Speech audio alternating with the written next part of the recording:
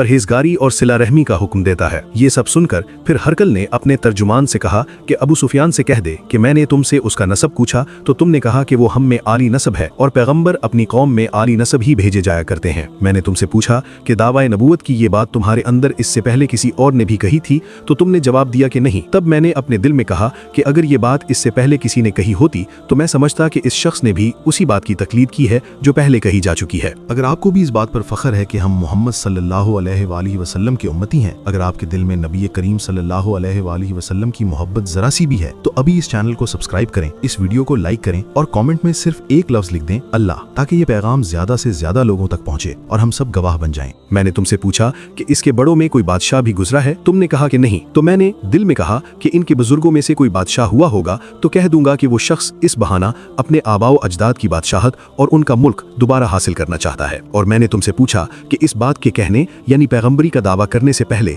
तुमने कभी इसको दरोगगोई का इल्जाम लगाया है, तुमने कहा कि नहीं। तो मैंने समझ लिया कि जो शख्स आदमियों के साथ दरोगगोई से बचे वो अल्लाह के बारे में कैसे झूठी बात कह सकता है। और मैंने तुमसे पूछा कि बड़े लोग इसके पैरो होते हैं या कमजोर आदमी, तुमने कहा कमजोरों ने इसकी इत्तबा की है, तो दरअसल यही लोग पैगंबरों के मुत्तबईन होते हैं। और मैंने तुमसे पूछा कि इसके साथ ही बढ़ रहे हैं या कम हो रहे हैं, तुमने कहा कि वो बढ़ रहे हैं और ईमान की कैफियत यही होती है हत्ता कि वो कामिल हो जाता है। और मैंने तुमसे पूछा कि आया कोई शख्स इसके दीन से नाखुश होकर मुर्तद भी हो जाता है, तुमने कहा नहीं। तो ईमान की खासियत भी यही है, जिनके दिलों में इसकी मुसर्रत रच बस जाए वो इससे लौटा नहीं करते। और मैंने तुमसे पूछा कि आया वो कभी अहद शिकनी करते हैं, तुमने कहा नहीं। पैगंबरों का यही हाल होता है, वो अहद की खिलाफ वर्जी नहीं करते। और मैंने तुमसे कहा कि वो तुमसे किस चीज़ के लिए कहते हैं, तुमने कहा कि वो हमें हुक्म देते हैं कि अल्लाह की इबादत करो, उसके साथ किसी को शरीक न ठहराओ और तुम्हें बुतों की परस्तिश से रोकते हैं, सच बोलने और परहेजगारी का हुक्म देते हैं। लिहाजा अगर ये बातें जो तुम कह रहे हो सच हैं तो अनकरीब वो इस जगह का मालिक हो जाएगा कि जहां मेरे ये दोनों पांव हैं।